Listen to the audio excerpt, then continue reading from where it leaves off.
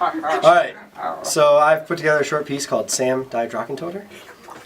The wind howled through the trees as the owls moved silently across the night sky. A sliver of moon slipped out between the clouds every few minutes, but otherwise the veil of night was unbroken. The crackling of leaves underfoot, mayhaps an errant twig could be heard as a man walked with the casual grace that comes with knowing the world belongs to you. As he crested a ridge, the forest thinned out, allowing him a clear view of a small hamlet below. As he could see houses, lamplit, flickering cautiously from their windows. Brighter flames licked from the forge on the close side of town, with a thin trail of smoke rising from the kiln. The man quickened his pace, the bells woven into the brim of his pointed cap jingling softly as he strode.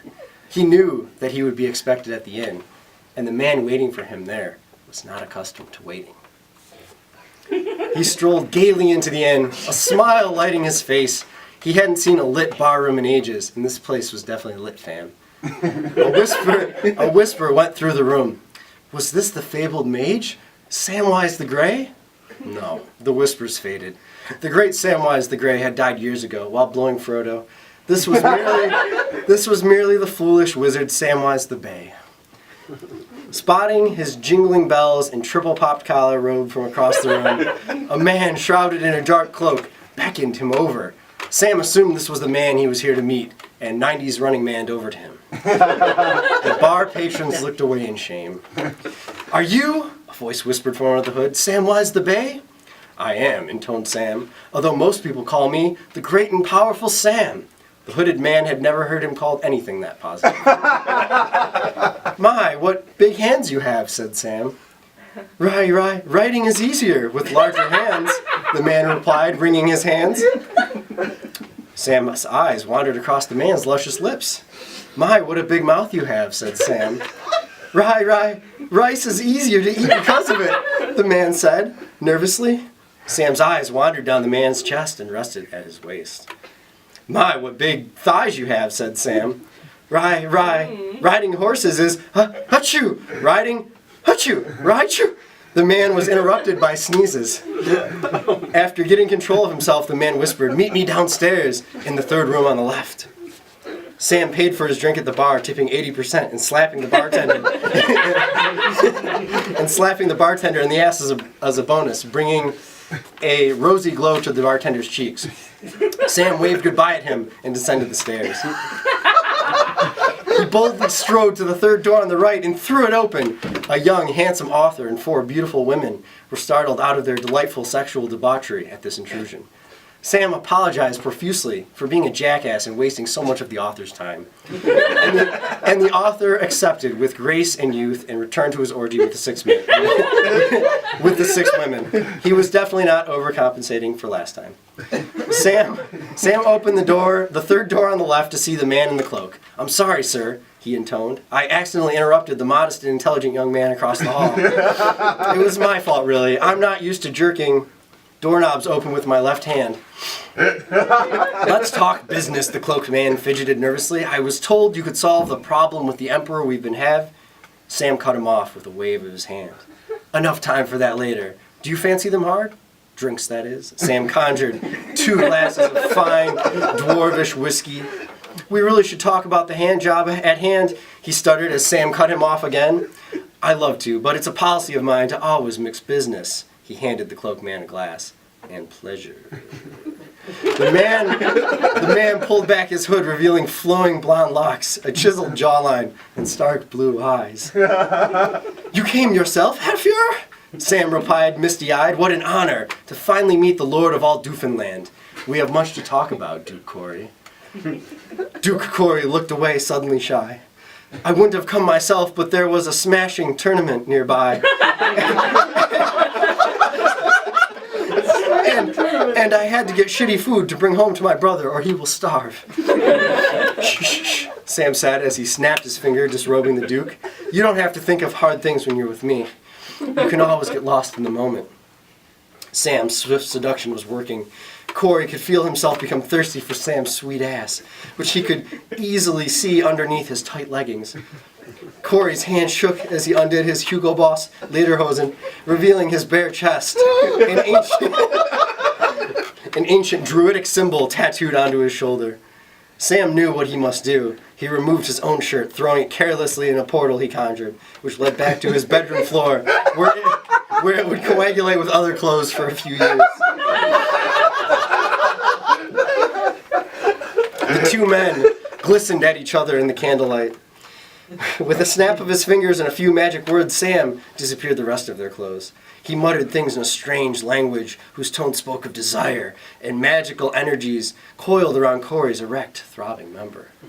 Corey moaned and sat back on the bed, letting the pleasure wash through him as Sam worked his pulsating manhood. Corey whispered under Sam's ministrations, and at the peak of his pleasure, Sam snapped his fingers, and the magic disappeared.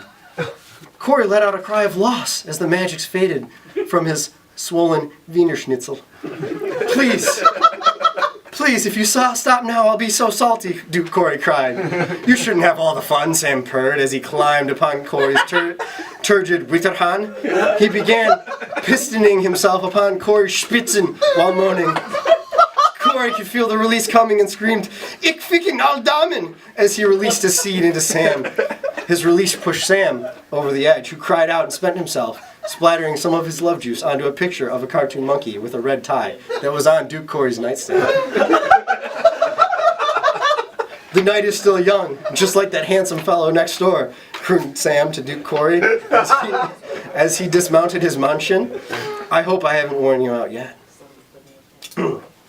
Sam left the next morning upon his quest.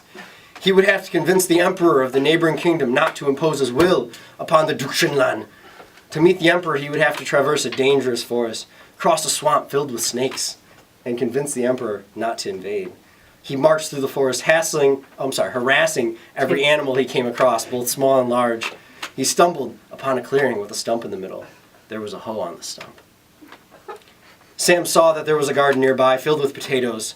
A warning the tentacle queen had prophesied to him years ago tickled at the back of his mind, but his hunger was too great, and he plucked a potato, eating it, and leaving the dishes in his sink for a year.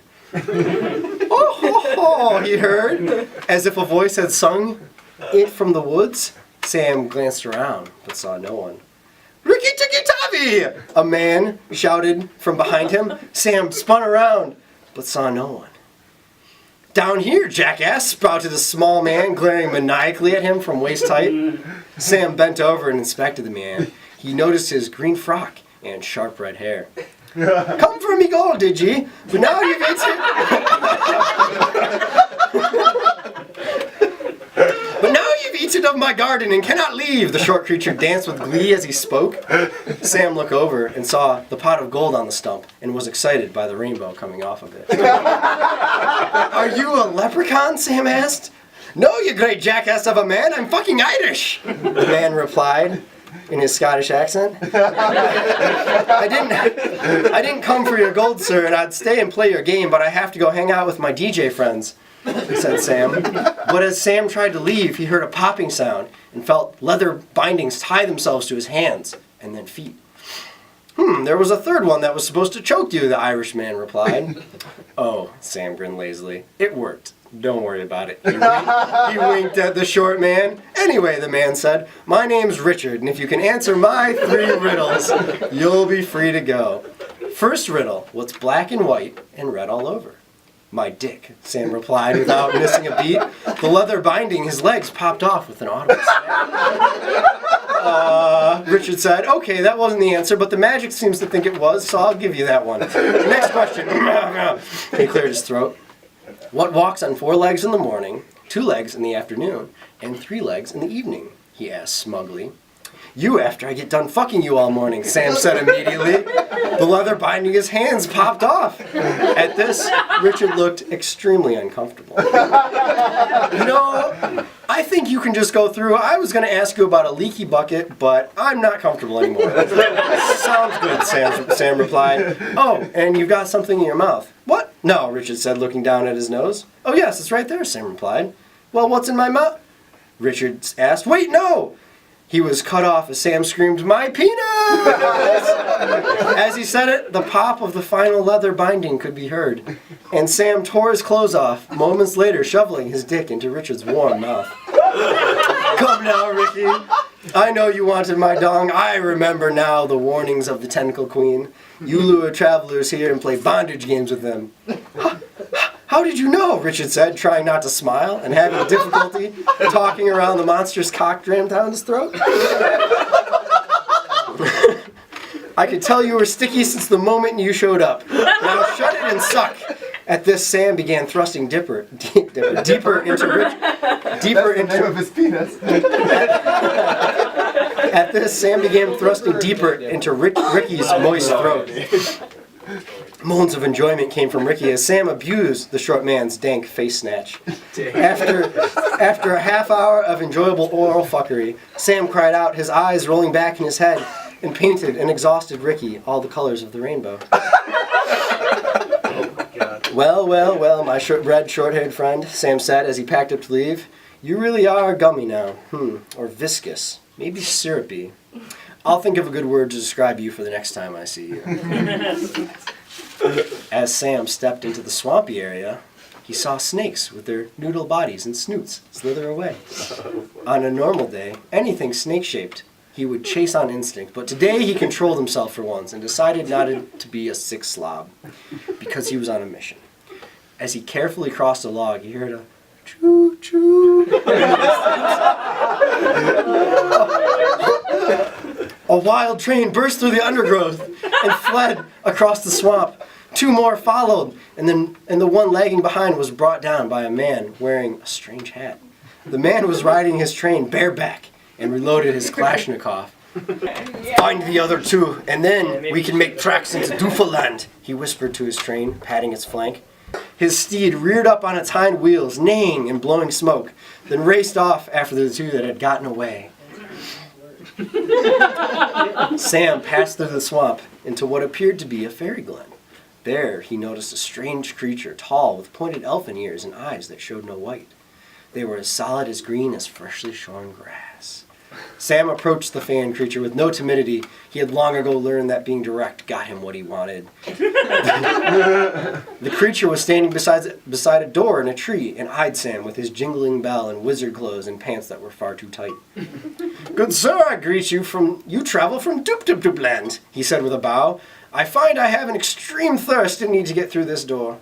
Sam waved lazily and conjured a glass of water for the fey man. As he took a sip, his expression changed to indignation. Sir, this is water. I don't drink water. Fish fucking it, you know. Sam smiled a lazy smile and replied, I know, and for some reason it seems to quench my thirst even more. The fey man turned, I am trying to get through this door to the fairy microbrewery that is on the other side. My name is the Moor, and I only drink fine craft beers. Sam grasped the door handle and began furiously rubbing it up and down until a small moan could be heard. And click, the door unlocked. I am Sam, master magician, and I am happy to be of service to you, he said, placing a hand lightly on the Moor's shoulder. Sam joined the Moor in the empty microbrewery with a protrusion that was vaguely snake-shaped, dribbled locally crafted fine microbrew into mugs for the two men. As it was finishing on Sam's mug, a large burst came from the tip and it got all over Sam's face and shirt. Oh no, Sam intoned. I only do laundry twice a year, and something similar to this has already dirtied my other 18 shirts.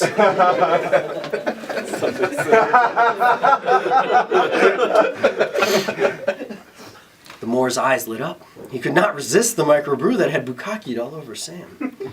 The Moor leaned over and began licking droplets of fine elvish craft beer from Sam the Mage's face. Oh, Sam smiled as the Moor tongued him in the eye. I didn't realize it was going to be one of these days. He twined one hand into the Moor's hair, enjoying the feeling of the creature's long pointed tongue, lapping up all the microbrew that had gone up his nose. With his other hand, he grasped the hardwood of the tree and began slowly and rhythmically pulling at it, trying to get it to release more of the delicious sappy microbrew. The tree resisted at first, but under Sam's ministrations, emptied a load of microbrew onto him and the Moor. Oh no, now my pants have gotten sticky, the Moor replied, and you wasted some 2006 Sodibo barrel-aged sour. Let me help you with that, Sam said, removing the Moor's clothes with a snap of his finger. He lowered his head slowly to the Moor's waist and tenderly licked the tip of the Moor's cock. Wow. There's no beer there. The Moor was cut off as Sam snapped his fingers and a magic dildo lodged itself deep within the Fey man's mouth. His forest green eyes grew hard with lust, and when Sam finally began to deep-throat his fully erect cock, he moaned at the back of his throat, unable to speak due to the magical object lodging and dislodging itself from his mouth. After a few minutes of this, Sam began tickling his balls with the other hand, sliding a single digit into the Moor's ass.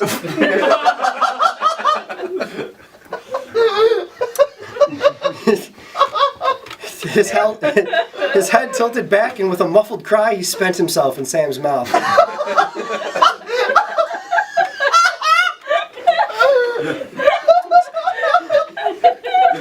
Sam swallowed and washed it down with a beer, leaving the spent Moor to rest on a stool at the microwave. I'd stick around and dally, but I'm on a mission. Catch you around, sailor, he said smugly, as he walked out the door, leaving the exhausted Moor to his craft brew drinking.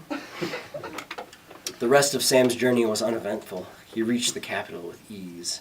He climbed the steps to the palace of the emperor. The guards stepped out of his way as he crossed the hall to the throne, where he sat, and with a snap of his fingers, summoned the crown to his head. I suppose I won't invade Dushan land today.